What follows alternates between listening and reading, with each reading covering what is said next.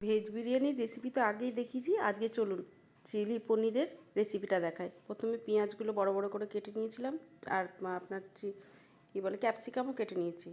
পনিরের মধ্যে হলুদ, নুন আর লঙ্কা দিয়ে ভালো করে মাখিয়ে নিয়েছিলাম, একটুখানি কর্নফ্লাওয়ার দিয়ে সেটাকে প্যানে ভেজে নিয়েছি।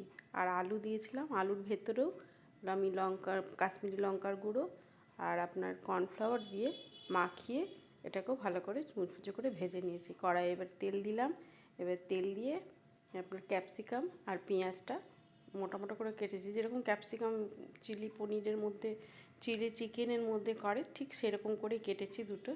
আদা রসুনের পেস্ট দিলাম, কাশ্মীরি লঙ্কার গুঁড়ো দিলাম, দিয়ে এবার একটু হালকা করে ভাজবো।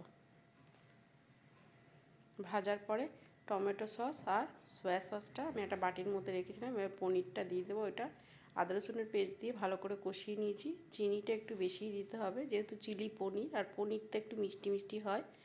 এবার কর্নফ্লাওয়ারটা একটু গুলিয়ে দিয়ে দিলাম, আর বাটির মধ্যে যে আমি সয়া সস আর চিলি সসটা রেখেছিলাম ওইটা এরপরে মিশিয়ে দেবো নামানোর আগ দিয়ে। ওই ভেজ বিরিয়ানি আর এই পনির চিলি পনির খুব ভালো লাগে, একবার খেয়ে দেখবেন, সত্যি সুন্দর লাগে। যারা বাড়িতে তো অনেকেই আছে যারা নিরামিষটা মানে কি বলে অনেক সময় মাছ মাংস দিয়ে খেতে অনেক কিছুই পছন্দ করেন না, তাদেরকে এইভাবে পরিবেশন করে একবার দেখবেন, খুব ভালো লাগবে। Thank you.